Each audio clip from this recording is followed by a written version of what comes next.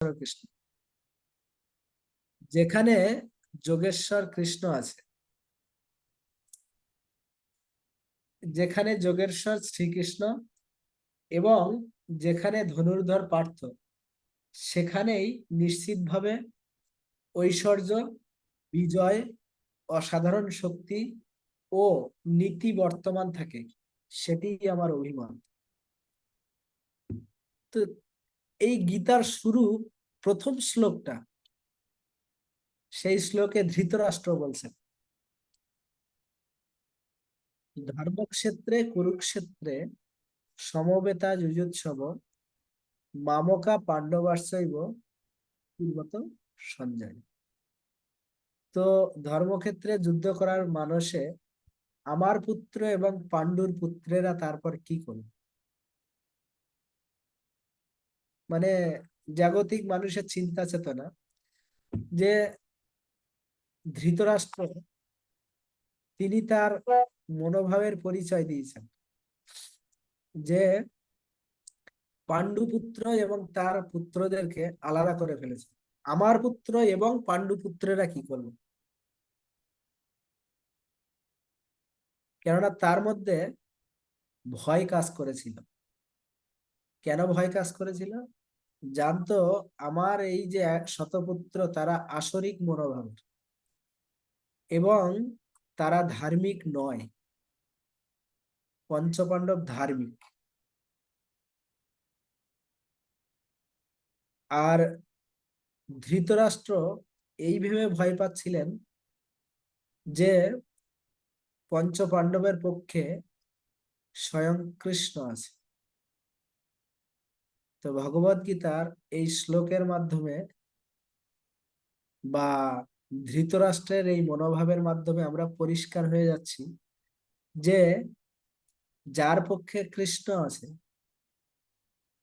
তার শক্তি সবসময় বেশি। যদিও দুর্যোধনের পক্ষে অনেক অক্ষয়িনী সেনা বেশি ছিল, কিন্তু পাণ্ডবদের পক্ষে কৃষ্ণ ছিল, তাই তার মধ্যে ভয় কাজ করেছিল। তো অর্জুন সমস্ত বাধা বিপত্তি অতিক্রম করেও কৃষ্ণের কথা শুনেছিল, তাই তার জয় হয়েছে। আমাদের ভক্তি পথে প্রবেশ করার সাথে সাথে অনেক বাধা বিপত্তি সামনে উপস্থিত হবে, সেগুলোর জন্য পিছলে হবে, তাহলে জীবন যুদ্ধে আমরা হেরে যাব। কিন্তু যদি কৃষ্ণকে আমরা সামনে রাখি, কৃষ্ণের আশ্রয় করি, তাহলে কৃষ্ণ আমাদেরকে ভালো কিছু প্রদান করবেন, এটা নিশ্চিত। আশ্রয় করিয়া ভজে তারে কৃষ্ণ নাহি ত্যাজে, আর সব মরে অকারণ, আর সব মরে অকারণ। আশ্রয় করিয়া ভজে কৃষ্ণ তারে নাহি ত্যাজে, যে কৃষ্ণের আশ্রয় করে ভজনা করে, কৃষ্ণ তাকে কোনোদিন ত্যাগ করেন না। আর সব মরে অকারণ। পঞ্চপাণ্ডব, যুধিষ্ঠির, ভীম, অর্জুন, নকুল, সহদেব, তারা ভগবানের আশ্রয় করেছিলেন, তাই কৃষ্ণ তাদেরকে ত্যাগ করেননি। কিন্তু আর সব মরে অকারণ, আর সবার মৃত্যু কিন্তু অকারণে হয়ে গেল।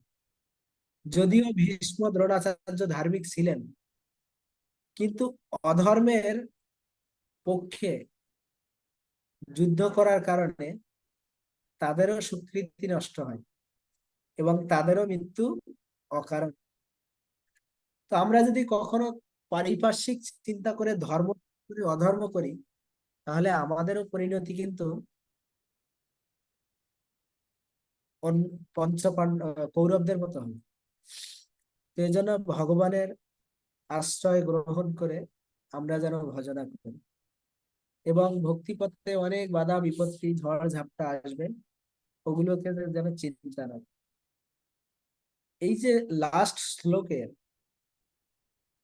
যে সমাধান দিচ্ছেন কে, প্রথম শ্লোক হচ্ছে যুধিষ্ঠিরের, সরি, প্রথম শ্লোক হচ্ছে ধৃতরাষ্ট্রের, আর লাস্ট শ্লোক হচ্ছে সঞ্জয়ের। কেননা কুরুক্ষেত্রের রণাঙ্গনে যে গীতার জ্ঞানটা প্রদান করেছিলেন, সেটা ঘরে বসে বসে স্যাটেলাইটের মাধ্যমে, স্যাটেলাইটকে সঞ্জয়, সঞ্জয়ের মাধ্যমে সবকিছু দেখেছিল। তো সঞ্জয় উত্তর দিচ্ছেন, ধৃতরাষ্ট্রের মনে প্রশ্ন ছিল, ধর্মক্ষেত্রে কুরুক্ষেত্রে যুদ্ধ করার মানুষে আমার পুত্র এবং পাণ্ডুর পুত্রেরা তারপর কি করবে। তো একের পর এক উত্তর তো পরস্পর দিয়ে যাচ্ছেন, যুদ্ধের বিবরণ সবকিছু দিলেন। লাস্ট শ্লোকে বলছেন সিদ্ধান্ত, সঞ্জয়ের অভিমত বলছেন, যত্র যোগেশ্বর কৃষ্ণ যত্র পার্থ ধনুর্ধর। যেখানে যোগেশ্বর কৃষ্ণ অবস্থান করছে, যেখানে ধনুর্ধর পার্থ আছেন, তত্র শ্রীর শ্রীর বিজয়, সেখানে শ্রী মানে লক্ষ্মী দেবী, বিজয় মানে বিজয় অপেক্ষমান। আর ভূতির ধ্রুবা নীতির মতি, সেখানে অসাধারণ শক্তি থাকে এবং নীতি বর্তমান থাকে, তাই তাদের জয় নিশ্চিত। তো যারা ধর্মপথে থাকবে, ভক্তি পথে থাকবে, তাদের সাময়িকভাবে পরীক্ষা, দুঃখ, কষ্ট, ঝড় ঝাপটা আসবে। এমনিতে মানুষ যদি মদ মাংস খেয়ে বা আহ অবৈধ কর্ম করে বা খারাপ জীবন যাপন করে অতিবাহিত করে, তারা কিন্তু অতটা বুঝতে পারবে না যে তারা কত খারাপ কাজ করছে। কিন্তু ভক্তি পথে আসলেই বুঝতে পারি আমরা যে আগে কতটা খারাপ ছিলাম। কেন না, তার কারণ হচ্ছে ঘরের মধ্যে যে কত নোংরা হয় এমনিতে ভালো বোঝা যায় না, কিন্তু ঝাড়ু দেওয়ার পরে বোঝা যায় ভেতরে কত নোংরা আছে। তো আমাদের এই শরীর রূপী গৃহে কত নোংরা যে আছে, হরিনাম রূপী ঝাড়ু বা শাস্ত্র অধ্যয়ন রূপী ঝাড়ু দিব, তখন আমরা বুঝতে পারবো আমাদের মধ্যে কত কামনা বাসনা, কত রকম নোংরা আমাদের মধ্যে বিদ্যমান। তাই যারা জাগতিক স্তরে আছে, ভক্তি পথে নেই, তাদেরকে এইগুলো বোঝা সম্ভব নয়। আর ভক্তি পথে থাকলে, ভালো কাজ করলে তার দুঃখ কষ্ট হওয়াটা স্বাভাবিক। আমরা অনেক সময় দুঃখ কষ্ট পেয়ে ভেঙে পড়ি, আর ভক্তি করে কি হবে, এরকম। কিন্তু দেখবেন, পেরেক যখন কোনো ব্যক্তি পেরেক কাঠে ঢুকায় না, তখন ওকে হাতুড়ি দিয়ে খুব পিটায়, যতক্ষণ ঢুকে অতক্ষণ পিটায়।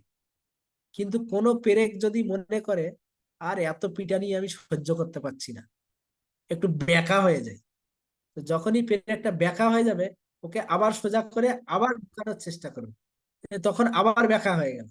এভাবে বারবার ব্যাকা হয়ে গেলে তখন কিন্তু তাকে আর পিটানো বন্ধ করে দেবে, আর কিন্তু পিটাবে না। কিন্তু পেরেক যতক্ষণ সোজা থাকবে, ততক্ষণ হাতুড়ির ঘা খেয়ে খেয়ে খেয়ে খেয়ে একদম তাকে শেষ পর্যন্ত পৌঁছে দেবে। তো আমরা ভক্তি পথে আছি, সহজ সরল পথে আছি, তাই আমাদের জীবনে ঘা প্রচুর খেতে হবে, আমরা সোজা আছি। আর যদি জাগতিক মানুষের মতো বেঁকা হয়ে যায়, তাহলে আর বেশি এগুলো ভোগ করতে হবে। তাই দুঃখ কষ্ট সাধুদের জীবনে আসাটা, এটা ভালো। আমি গতকালকে আমাদের মেদিনীপুর থেকে 15-20 জন ভক্ত এসে আলোচনা করছিলাম। অনেকের প্রশ্ন ছিল, আমরা কেন এত দুঃখ কষ্ট পাই। আহ, দুঃখ পাওয়াটা ভালো, দুঃখ পাওয়াটা খারাপ না। দুঃখ পাওয়া মানে ঋণ শোধ হচ্ছে, আর সুখ পাওয়া মানে ঋণটা আপনি, মানে আপনার সঞ্চিত অর্থ ধ্বংস হচ্ছে। ব্যাংকে আপনি ঋণ করলেন, তো ঋণটা শোধ হয়ে যাওয়া ভালো না খারাপ? কিন্তু আপনার ব্যাংকে গচ্ছিত টাকা আছে, তুলে তুলে খাচ্ছেন, একদিন শেষ হয়ে যাবে, কি খাবেন তখন? তো সুখটা আমাদের জীবনে যেটা আসছে, সেটা হচ্ছে পূর্ব জীবনের কিছু ভালো কর্মের ফল, এই জীবনের কিছু ভালো কর্মের ফল, সুখ পাচ্ছি। কিন্তু সুখ একসময় শেষ হয়ে যাবে, সুখ চিরস্থায়ী নয়। ঠিক যেমন ব্যাংকের টাকা উঠি উঠি খেতে খেতে একদিন শেষ হয়ে যাবে, সুখটাও শেষ হবে। আর দুঃখ যেটা পাচ্ছি সেটা হচ্ছে ব্যাংকে লোন করেছিলাম আমরা, সেই লোনটা শোধ হচ্ছে।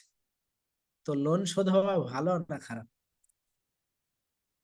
তো বাস্তবে যারা ভক্তি পথে আছেন তারা এগুলো বুঝতে পারেন বা উপলব্ধি করতে পারেন। সবাই কিন্তু এগুলো বুঝতে পারবে না, উপলব্ধি করতেও পারবে না। বলবে ভগবান, তুমি আমার জীবনটা ছারখার করে দিয়েছো, কেন এত দুঃখ দিলে তুমি আমাকে? এরকম বলে না অনেকে। মানে দুঃখ পেলে ভগবানের দোষ, সুখ পেলে বলে আহারে, আমি জীবনে কত ভালো কিছু করেছি, কত খেটে খেটে এই সুখের মুখ দেখছি জানিস। মানে সুখ পেলে তখন নিজে করেছে, দুঃখ পেলে ভগবান আমাকে দুঃখ দিয়েছে। তা আমরা স্বার্থপর। অর্ধ কুটকুটের ন্যায় বিচার। অর্ধ কুটকুট মানে কি? মুরগি। তো এই মুরগির সামনেটা খায়, তাই ওটা কেটে বাদ দিয়ে দেবে। আর পিছনটা থেকে ডিম দেয়, তাই ওটাকে রাখবে। মানুষ এরকম। ভগবান আমাকে দুঃখ দিয়েছে কেন, তোমাকে আমি ডাকবো না, তাই না? তো এই জন্য যারা সত্যিকারের ভক্তি পথে আছে এবং ভক্তি জীবন যাপন করছে, তাদের জীবনে সুখ দুঃখ নিয়ে তারা বিচলিত হয় না। রাখো বিমারবি জয় ইচ্ছা তো হারা, নিত্য দাস প্রতি তুয়া অধিকারা। রাখবি মারবি জয় ইচ্ছা তো হারা, তুমি আমাকে রাখতেও পারো মারতেও পারো, এটা তোমার ইচ্ছা। কেননা নিত্য দাস প্রতি তুয়া অধিকার, আমি তো তোমার নিত্য দাস, তাই আমার প্রতি তোমার এই অধিকার আছে। তাই তুমি আমাকে মারবে না রাখবে না কাটবে, না সুখ দেবে না দুঃখ দেবে, সেটা তোমার ব্যাপার। তাই ভক্ত ভগবানের প্রতি ডিপেন্ডেন্ট, ভগবানের প্রতি শরণাগত থাকে। আর যখনই ভগবানের প্রতি শরণাগত থাকে, ভগবানের একটা দায়িত্ব থাকে। যেমন অনেক বাড়িতে হয় না, দু তিনটা ছেলে মেয়ে, কিন্তু দুটা ছেলে মেয়ে হয়তো বাবা মার কথা শুনে, বাবা মা যেভাবে বলে সেইভাবে করে। আর একটা ছেলে আছে, সে কথাই শোনে না, কখনো বাবার পকেট থেকে টাকা চুরি করে নেয়, কখনো মা কোথায় মানি ব্যাগ লুকিয়ে রেখেছে সেখান থেকে টাকা তুলে নেয়। তো দুর্গাপূজা আসলে সন্তান হিসেবে বাবা মা তিনজনকেই কাপড় চোপড় দিবে, কিন্তু যারা বাবা মার নির্দেশে চলে তাদেরকে আদর করে দেবে। আর যে টাকা পয়সা চুরি করতো তাকে না দিলে নয়, তাই দেবে। তো ভগবানের কাছে ভগবানের সন্তান যারা, ভগবানের নির্দেশ যারা পালন করে, তাদের যা কিছু দরকার ভগবান সেটা প্রদান করবে। কিন্তু যদি কেউ মেরে কেটে খেতে চায়, হয়তো সাময়িক পাবে, কিন্তু তার সঙ্গে দুঃখটাও ফ্রি, দুঃখটাও পাবে। এই জন্য ভগবানের শরণাগত থাকাটাই হচ্ছে ভগবদ গীতার শ্রেষ্ঠ একটি শ্লোক, সর্বধর্মান পরিত্যাজ্য মামেকম শরণম ব্রজ, অহম তম সর্ব পাপেভ্যো শেষামি মা শুচ। সমস্ত ধর্ম পরিত্যাগ করে আমার শরণাগত, ভগবান বলছেন। তো আমাদের যা কিছু জীবনের দরকার, অনেক সময় আমরা আমাদের চাহিদা বেশি, যে জিনিসটা না হলেও চলবে সেটাও চাহিদা করি, আর তার জন্যই আমরা দুঃখ পাই বেশি। যেমন যন্ত্র মানে যন্ত্রণা। আগেকার মানুষের ফ্যান ছিল না, হাত পাখায় বাতাস করতো, এখন ফ্যান সুখের হয়ে গেছে। তো কারেন্ট চলে গেলে তখন দুঃখ। তো আগেকার মানুষের কারেন্টও ছিল না, আর কারেন্ট চলে যাওয়া আসার কোনো ব্যাপারই ছিল না। তো যে যত বড় সুখ ভোগ করতে চাইবে তার তত বড় দুঃখ আসবে। মোবাইল অনেক সুবিধা, ফেসবুক হোয়াটসঅ্যাপ ইনস্টাগ্রাম, এটা সেটা, হ্যাঁ, সারা দিন রাত চলছে। কিন্তু তার মধ্যে মানুষের জীবনে অনেক ক্ষতি হচ্ছে, অনেকটাই ক্ষতি হচ্ছে। ভালো কাজে ব্যবহার হচ্ছে কয়জন করছে? তো এভাবে যদিও আমরা উপকৃত মোবাইলের মাধ্যমে, কেননা মায়াপুরে গীতা জয়ন্তী উৎসব চলছে, মহারাজদের প্রবচন শুনতে পাচ্ছি, অনলাইনে অনেক ধরনের প্রবচন শুনছি। কিন্তু দেখবেন এই গীতা ভাগবত প্রবচন, সাধুদের লেকচার, এগুলো বেশি আসবে না। কিন্তু আপনি ইউটিউব খুলবেন, আসবে যত উল্টা পাল্টা গুলো। তো এই উল্টা পাল্টা গুলো বাদ দিয়ে যদি আপনি ভালোটাতে ঢুকতে পারেন তো কপাল ভালো। আর যদি সামনে রিলের পরে রিল চলে আসে, দেখতে থাকেন, কখন দিন কখন রাত, কখন খাওয়া কখন ঘুম, কিচ্ছু মনে থাকে। তো মোবাইলটা হচ্ছে একটা অস্ত্রের মতো। তো অস্ত্রটা দিয়ে, চাকুটা দিয়ে আপনি ফল কেটে রুগীকে খাইয়ে মানুষ ভালো করতে পারেন, আবার ওই চাকু দিয়ে ওই রুগীকে মেরে ফেলতে পারেন, গলায় চাকু দিয়ে বসিয়ে মেরে ফেলতে পারেন। চাকুটা কি কাজে ব্যবহার করবেন সেটা আপনার।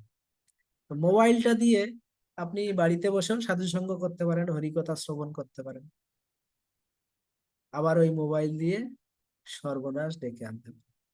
মোবাইলটা কি কাজে ব্যবহার হবে তারপর। তাই ভগবান ভগবত গীতা নবম অধ্যায়ে বলছেন, সম্ভবত 27 নম্বর শ্লোকে, অনন্য চিন্তয়ন্ত মাম যে জনা পর্যুপাসতে তেষাম নিত্যাভিযুক্তানাম যোগক্ষেমম বহাম্যহম।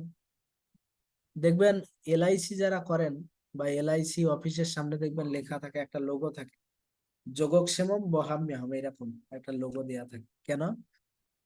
আমি তোমাদেরকে বহন করে নিয়ে যাবো। ভগবত গীতার শ্লোক তারা তুলে দিয়েছে। তো ভগবত গীতার এই শ্লোকে বলছেন, যোগক্ষেমম বহাম্যহম। হ্যাঁ, তো এই শ্লোকে বলছেন, অনন্য চিন্তয়ন্তমাম যেজনা পর্যুপাসতে, উপাসতে, যে আমার উপাসনা করে, যে আমাকে ডাকে, যে আমাকে ভালোবাসে, যে আমার ভক্তি করে, তেষাম নিত্যাভিযুক্তা নাম, হ্যাঁ, তাদের যা কিছু দরকার আমি প্রদান করি। এবং শুধু প্রদান করি নয়, সংরক্ষণও করি। কিন্তু এলআইসি তে কি সংরক্ষণ করে? আপনার নামে এলআইসি, আপনি মরে গেলে আপনার ফ্যামিলি ফ্যাসিলিটি পাবে, আপনি কি পেলেন? তাই ভগবানের মধ্যে জাগতিকের এটাই হচ্ছে পার্থক্য। তারা আপনার লাইফ ইন্স্যুরেন্স দেবে, আপনি মরে গেলে কি লাইফ ইন্স্যুরেন্স পাবেন? নাকি আপনি মরে গেলে ওরা বাঁচিয়ে রাখতে পারবে? কিন্তু ভগবান বলছেন, কৌন্তে প্রতি জানিহি নমে ভক্তা প্রণশ্যতি। হে কুন্তি পুত্র অর্জুন, তুমি মুক্ত কণ্ঠে ঘোষণা করো, আমার ভক্তের কখনো মৃত্যু হয় না। ভক্তের যাওয়ার আসা দুটোই একসঙ্গে। তো এই জন্য এই যে ভগবত গীতার সিদ্ধান্ত এবং যা কিছু বলা হয়েছে, এগুলো হচ্ছে মানব জাতির জন্য খুবই গুরুত্বপূর্ণ। কেন এই কথাগুলো, এই শিক্ষাগুলো কোনো কুকুর, বিড়াল, পশু পাখি, জীবজন্তু, কীট পতঙ্গ তারা গ্রহণ করতে পারবে না। এটা মানব জাতির জন্য ভগবানের একটা ম্যাচলেস গিফট, অনুপম উপহার। আর এই ভগবত গীতা হচ্ছে মনুষ্য জীবনের গাইড বুক, ম্যানুয়াল বুক। কোনো কিছু আমরা যদি আহ কিনি, ইলেকট্রিক জিনিস, তার সঙ্গে গাইড বুক দেওয়া হয় কি করে সেই জিনিসটাকে অপারেট করতে হবে জানার জন্য। ভগবত গীতা হচ্ছে আমাদের এই শরীর রূপী যে একটা কম্পিউটার বা মোবাইল, এটাকে কি করে অপারেট করবে জানার জন্য হচ্ছে ভগবত গীতার জ্ঞান দরকার। তো আমরা কম বেশি সবাই গীতা পড়ি, গীতা আমাদের ঘরে আছে, বা গীতার উপরে অনেকে চর্চা করি। কিন্তু এই গীতার জ্ঞান প্রত্যেকের ঘরে পৌঁছে দেওয়ার চেষ্টা করতে হবে। এটাই ছিল প্রভুপাদ চেয়েছেন ইসকন প্রতিষ্ঠাতা আচার্য। আর মহাপ্রভুর ইচ্ছা, প্রতি ঘরে ঘরে গিয়া মাগো এই ভিক্ষা, বলো কৃষ্ণ, ভজ কৃষ্ণ, কর কৃষ্ণ শিক্ষা। তো কৃষ্ণ ভজন, কৃষ্ণ শিক্ষা করবে কখন? যদি কৃষ্ণ সঙ্গ বা কৃষ্ণ শিক্ষার মহিমাই না জানে। তো গীতা পড়ার মাধ্যমে সে জীবনের প্রকৃত উদ্দেশ্য, পরিচয়, এগুলো জানতে পারলেই না সে সেগুলো করবে। এই জন্য প্রত্যেকের জীবনে গীতার জ্ঞান দরকার। আমরা যারা কম বেশি গীতা পড়ছি, উপকৃত হচ্ছি, আমরা অবশ্যই চাইবো এই গীতা পড়ে যেন সবাই উপকৃত হয়। তো কালকে বাদে পরশুদিন গীতা জয়ন্তী উৎসব, শ্রীধাম মায়াপুরে গীতার জন্মদিন। Happy birthday to Gita. ঠিক আছে, তো এই গীতার আবির্ভাব তিথিতে সকলে মায়াপুরে আসবেন। মায়াপুরে আসবেন, অনেক সময় হয় না দূরে গিয়ে আহ বিয়ে বাড়িতে গেলাম, যাওয়ার পরে আমাদের নিমন্ত্রণ করেছে মানে ওখানেই থাকা খাওয়ার ব্যবস্থা করবে। তো আপনাদের তো আর বলতে পারি না রুম নেই, এরকম বলা উচিত হবে না। তবে থাকারও অসুবিধা নেই, খুব সুন্দর সুন্দর টিনের শেড করা আছে, সেখানে থেকে যাবেন। প্রসাদ ফ্রি দেওয়া হবে, অসুবিধা নেই। তো যারা আসবেন আহ থাকবেন, অসুবিধা হলে দুপুরবেলা প্রোগ্রাম শেষ, প্রসাদ পেয়ে বাড়ি ফিরে যেতে পারবেন। সবাইকে নিমন্ত্রণ থাকে।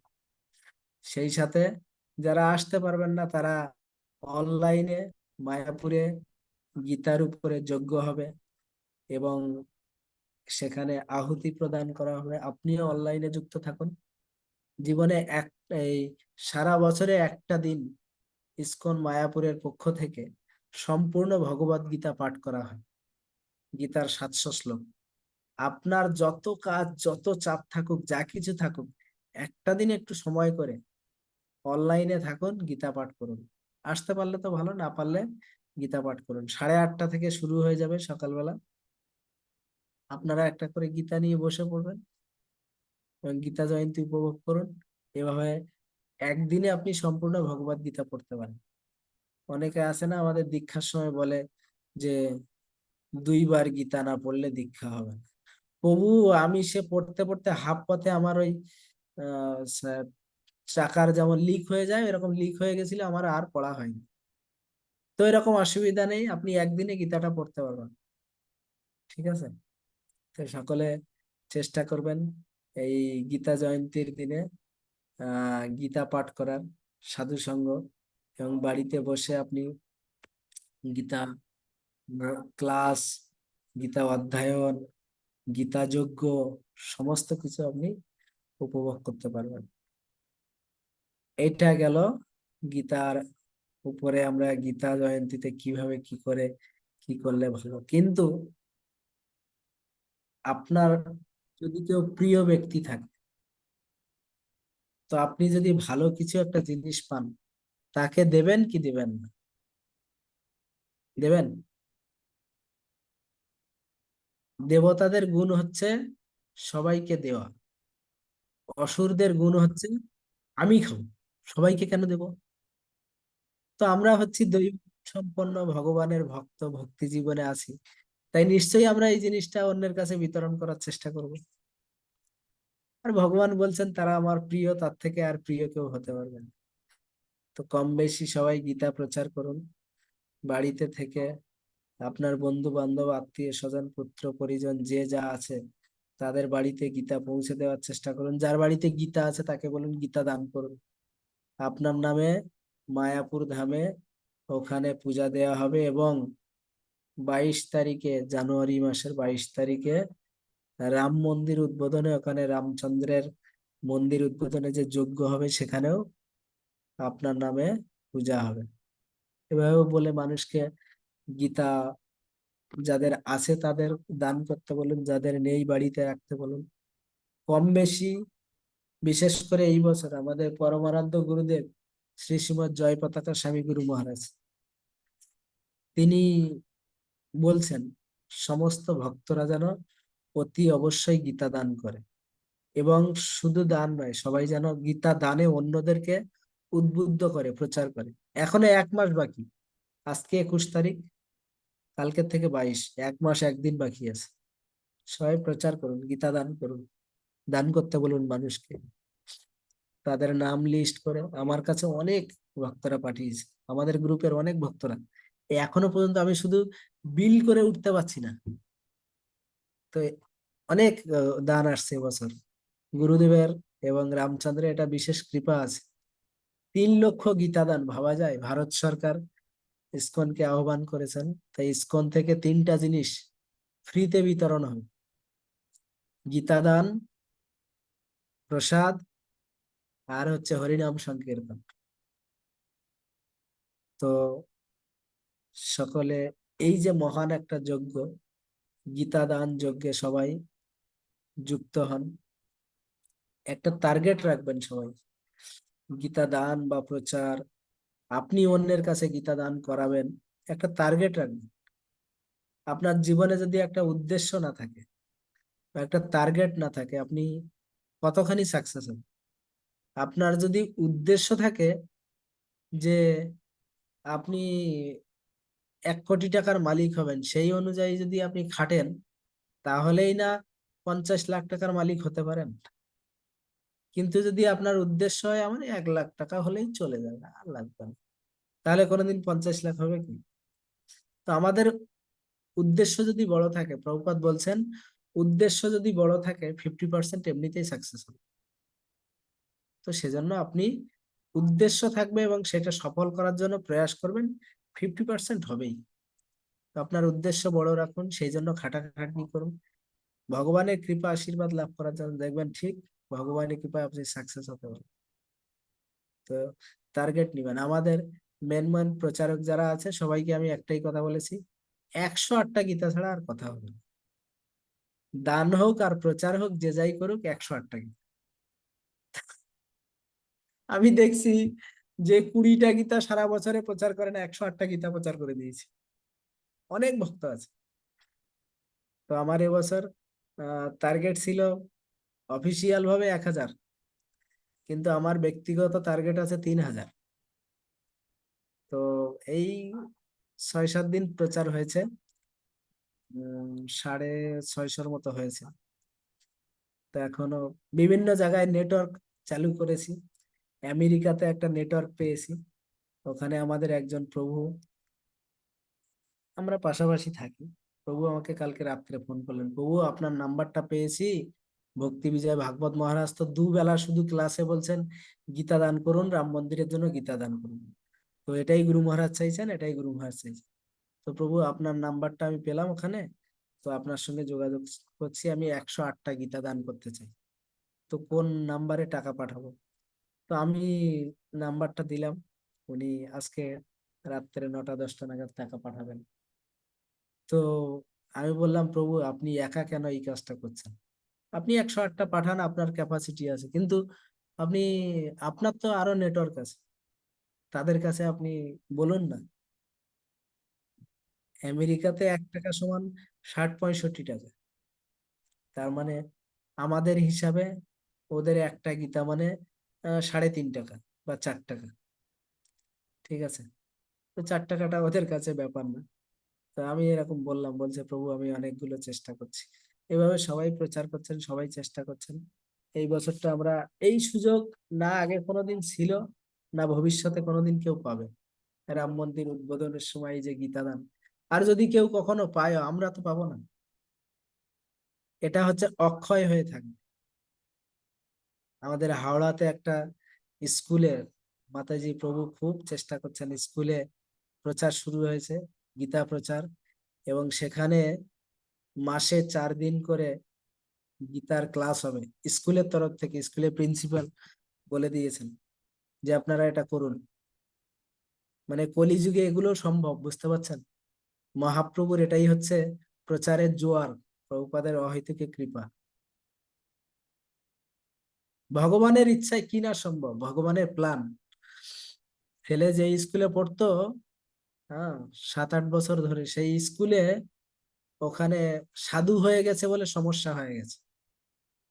এখন ওই স্কুল থেকে চেঞ্জ করে যে স্কুলে নিয়ে এসছে, ওই স্কুলের প্রিন্সিপাল ম্যাডাম, সে হচ্ছে ইসকনের ক্লাস শুনে শুনে মাথা খারাপ হয়ে গেছে। এখন সেও চাইছে যে আমার যেমন কানমলা চারা না খেয়েছি মাথা খারাপ হয়ে গেছে, সবার যেন এরকম খারাপ হয়। বলে না ইসকনের লোক হচ্ছে ব্রেন ওয়াশ করে, ব্রেন ওয়াশ। সত্যি তো, ব্রেনে ময়লা থাকলে ওয়াশ করবে না? ব্রেন ওয়াশ করা ভালো না খারাপ? লোকে ঠিকই বলে, কিন্তু তাৎপর্যটা বোঝে না, উপলব্ধি করে না। অনেকে বলে ইসকন মানে হচ্ছে ওটা, ওরা সব পাগল। কিন্তু প্রভুপাদ বলছেন না, সাধুরা হচ্ছে, আমাদের ইসকনটা হচ্ছে পাগলা গারদ সেন্টার। মানুষ ভুল ভাল বকছে, পাগলামি করছে, তাই ওর এখানে ভর্তি করে মাথা ঠিক করা হচ্ছে। ভুল ভাল বকছে কিনা, বাড়িটা আজকে সে করেছে, দুদিন পরে মরে গেলে তার ছেলের হবে, তারপরে তার ছেলের হবে। আদৌ বাড়িটা তো কারো নয়, তো বাড়িটা আমার বলে দাবি করছে, মানে পাগলামি করছে, তাই না? সুতরাং এই যে পাগলামিটা যাতে না করে, সেজন্য প্রভুপাদ এই সেন্টার খুলেছেন। এটা ভালো না খারাপ? তো আপনি এটা উপলব্ধি করতে পারছেন, বুঝতে পারছেন, সেরকম আরো অন্যদেরকে বোঝার সুযোগ করে দিন। দুর্লভ এগুলো, সম্ভব না। আপনি দেখুন, এক শ্রেণীর ভক্তরা আছে, ভক্তিপথেই আছে, কিন্তু তারা প্রচার করে না। তাই প্রচার যে করছে না, সে কিন্তু ভক্তির টেস্ট উপলব্ধি করা তার পক্ষে খুব কঠিন। আপনি একজনকে যখন জপমালা দিবেন, জপ ব্যাগ দিবেন, তারপরে কাউকে আপনি একটা গীতা তুলে দিবেন, দেখবেন কত আনন্দ লাগে ভেতর থেকে। আমাদের আরেকজন প্রভু আছেন হাওড়াতে, হাওড়া টিম এখন জমজমাট হয়ে গেছে। প্রভু যে কোম্পানিতে কাজ করে, কোম্পানির মালিকের কাছ থেকে বেশি না, এই 130টা গীতা দান নিয়ে নিয়েছে। আর তার উপলব্ধির কথা বলছেন, প্রভু আমি কোনোদিন ভাবিনি এইভাবে হবে। আমি বলছি গরম গরম দীক্ষা হয়ে গেছে তো, এজন্য গুরুদেবের কৃপা। তো বলছে প্রভু আশীর্বাদ করুন যেন এরকম চালিয়ে যেতে পারি। ভেতর থেকে আনন্দটা প্রকাশ করছেন।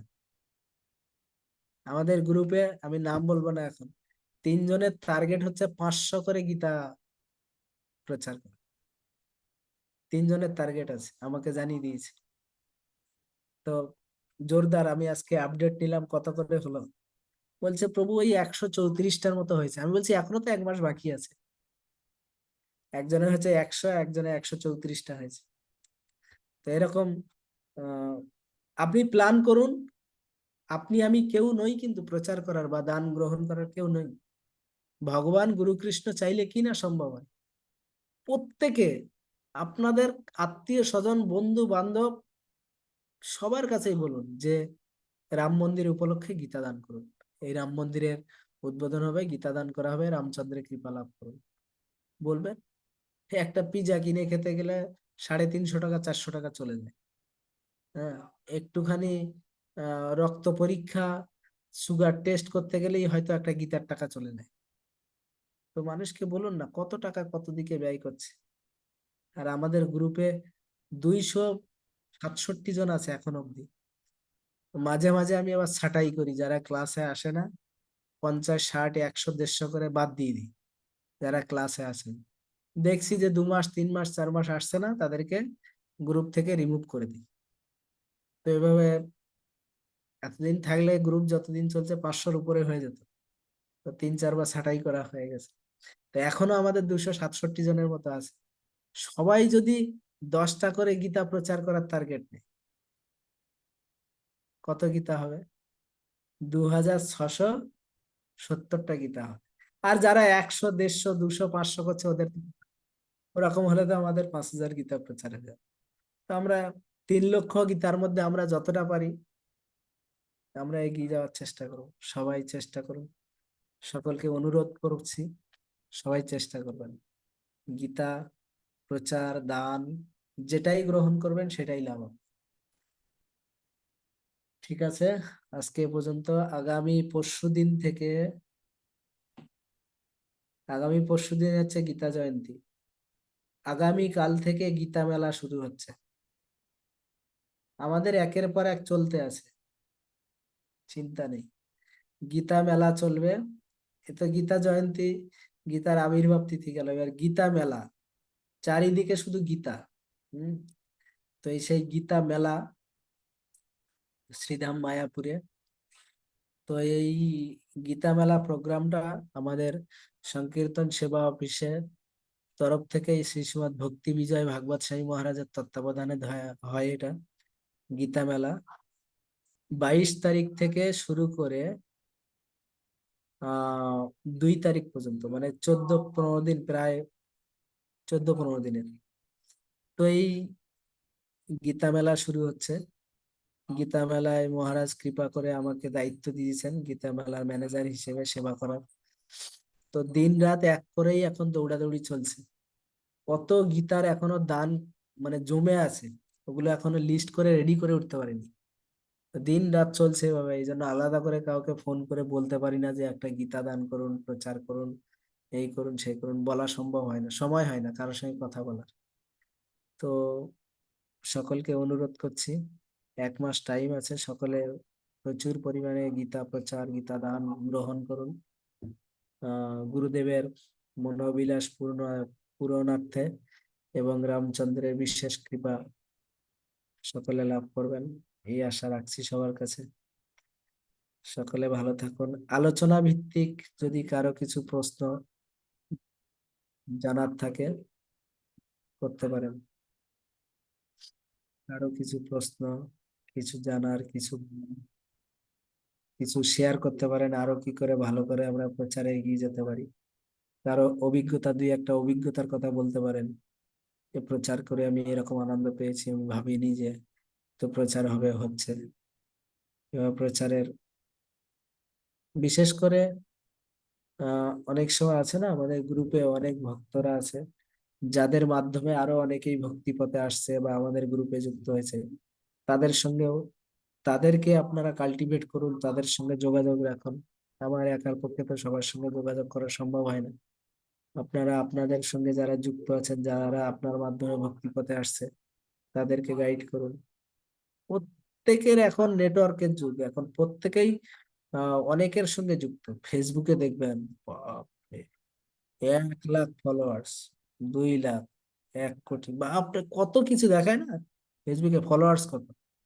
আসল ফলোয়ার্স তখন বুঝতে পারবেন যে ভক্তি করছে কিনা, এবং একটা গীতা দান করতে বলবেন, করবে কিনা, কি রকম ফলোয়ার্স আপনার বুঝতে পারবেন। একের পর 100 আনফলো করে দিবেন। তো ফেসবুকে গীতার একটা শ্লোক লিখে পাঠিয়ে দিন, মানুষকে গীতা পড়তে বলুন, গীতা প্রচার করতে বলুন, গীতা দান করতে বলুন।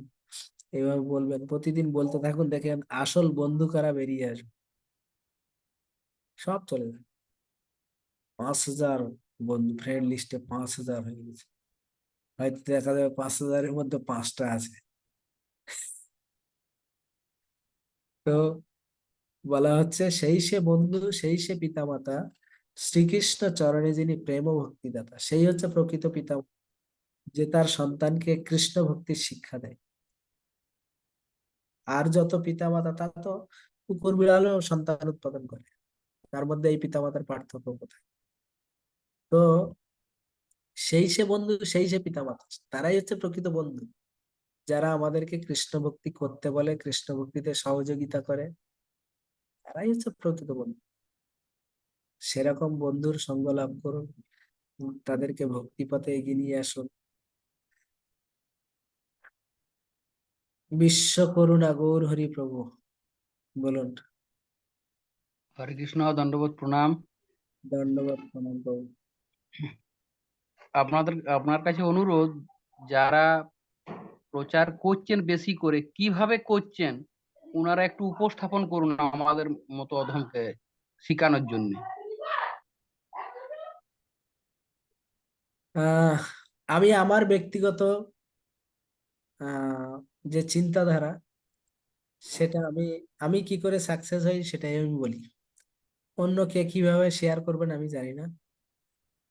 তো শিল প্রভুপাদ যে গ্রন্থ আছে, প্রভুপাদের লাইফ হিস্টোরি, যেটা দীক্ষার আগে পড়তে হয়, তো প্রভুপাদ সেখানে বলছেন, প্রচারকের প্রথম প্রচারকের সব থেকে বড় গুণ হচ্ছে কি জানেন?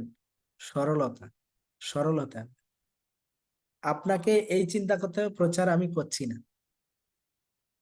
আমি গুরু কৃষ্ণের সেবক মাত্র। কৃষ্ণ অর্জুনকে কি বলছেন? নিমিত্ত মাত্রেন সব্যসাচী, তুমি যুদ্ধের নিমিত্ত মাত্র যুদ্ধ করো, পরিণতি আমার হাতে ছেড়ে দাও। গুরু কৃষ্ণ প্রভুপাদ চাইছেন আমাকে দিয়ে প্রচার করাতে, আমরা চেষ্টা করছি। প্রচার হবে কি না হবে সেটা ওনাদের ব্যাপার, তাই না? ঠিক যেমন কমান্ডার বলেন যুদ্ধ শুরু করে দাও, তখন যুদ্ধ শুরু হয়ে যায়। সেই যুদ্ধের পরিণতি ফল কি হবে সেটা কমান্ডার বুঝবে, আমি কি বুঝবো? হেরে গেলেও কমান্ডারের, জিতলেও কমান্ডারের নির্দেশে হয়েছে, তাই না? তো ভগবান হচ্ছেন মেন কমান্ডার, তার নির্দেশ অনুযায়ী আমরা প্রচার শুরু করেছি গুরু কৃষ্ণের কৃপায়। তো সেখানে সাকসেস হবে না হবে সেটা তাদের ব্যাপার।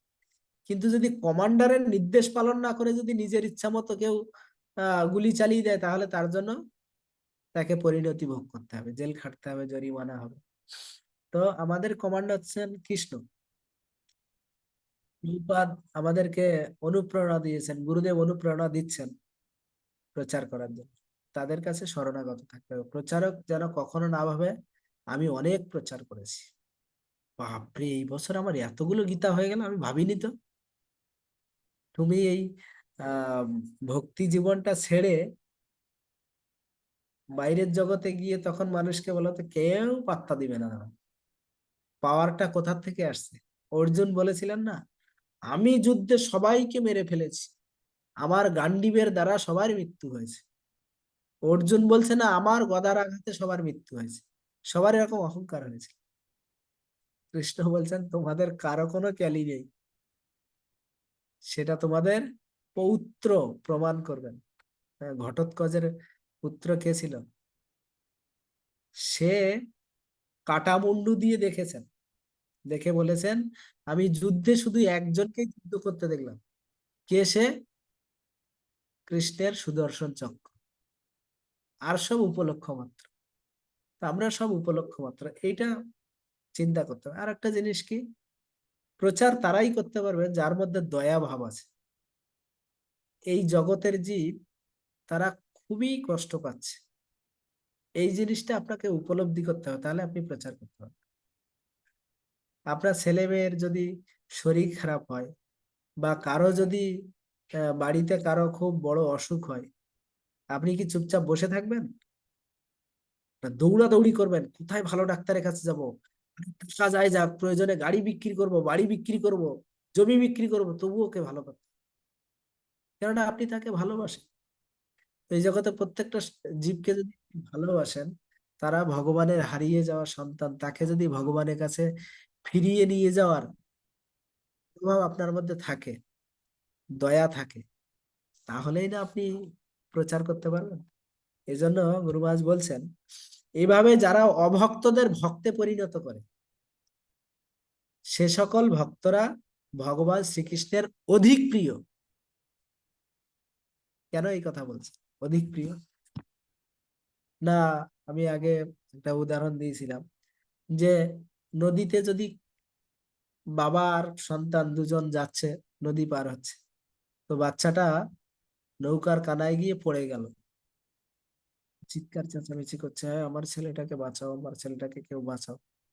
কেউ যাচ্ছে না। একজন বলছে আরে আমি মরি বাঁচি যাই হোক, একটা ও এরকম অবলা শিশু পড়ে গেল, তাকে আমি ওঠাই। সেও নদীতে ঝাঁপ দিলে এবং অন্তিমে সেই বাচ্চাটাকে তুলে নিয়ে আসলো। তখন ওই বাবা কতখানি খুশি হবেন যে নিজের জীবনকে বিপন্ন করে আমার সন্তানকে বাঁচিয়েছে। তদ্রূপ ভগবান তার ভক্তের প্রতি অত্যন্ত প্রসন্ন হন, যারা প্রচার করে প্রতিনিয়ত তাদের মায়ার সঙ্গে যুদ্ধ চলে। না, মায়া আর কলির কাজ কি? ভক্তি জীবনে আপনাকে এগোতে দেবে না। আর তাদের সঙ্গে প্রতিনিয়ত যুদ্ধ করে একটা জীবকে মায়ার বন্ধন থেকে মুক্ত করে ভগবানের চরণে নিয়ে যাওয়া, এটা সাধারণ কথা নয়। তাই এই জগতের জীব যারা মায়া মোহে মোহাচ্ছন্ন হয়ে আছে, তাদেরকে উদ্ধার করার দায়িত্ব যারা নিচ্ছেন, বা তাদের প্রতি যে দয়া দেখাচ্ছেন, ভক্তিপথে নিয়ে আসার চেষ্টা করছেন, তারা ভগবানের অত্যন্ত প্রিয়। এই প্রচারকদের মনোভাব রাখতে হবে সরলতা, আমি কিছু জানি না, আমি কিছু পারি না। দেখবেন যে গাছে ফল হয় সেই গাছটা নিচু হয়, তাই না? তো যে ভক্ত যত বেশি মনে করবে আমার কিছুই যোগ্যতা নেই, গুরু কৃষ্ণের কৃপায় যা হচ্ছে, তার তত বেশি প্রচার। কিন্তু কেউ যদি ভাবে যে আমি অনেক প্রচার করেছি, এই করেছি, আজকে করবে, কালকে করবে, 3 দিন পরে দেখা যাবে না তাকে। এখানে প্রচারকের মনোভাব সবসময় সরল হতে হবে, এবং প্রচারে বেরোনোর আগে বা কাউকে কিছু বলার আগে, হ্যাঁ, আপনি গুরুর কাছে, কৃষ্ণের কাছে প্রার্থনা করবেন যে আমি, হে ভগবান, আপনি তো প্রত্যেক স্তরে অবস্থান করছেন। প্রভুপাদ যখন রাশিয়াতে প্রচারে গেছিলেন, তো রাশিয়াতে, হ্যাঁ অজয়বাবু আসছি, তো রাশিয়াতে প্রচার করতে গিয়ে প্রভুপাদ বলছেন, ভগবান, এরা তো বাংলা বোঝে না, হিন্দি বোঝে না, ইংলিশ বোঝে না, কিচ্ছু বোঝে না, এদের কাছে আমি কি করে প্রচার করব? তো তুমি তো প্রত্যেকটা জীবের মধ্যে পরমাত্মা রূপে আছো, ওই জীবটা আত্মা, আমিও আত্মা। তো আমি যে কি বলতে চাইছি এক আত্মা আর এক আত্মাকে, সেটা আপনি পরমাত্মা হয়ে হৃদয় থেকে তাকে অনুপ্রাণিত করুন। না, আপনি তো সব ভাষা বোঝেন, আপনি তো সব ভাষার মালিক। তাই আমি কি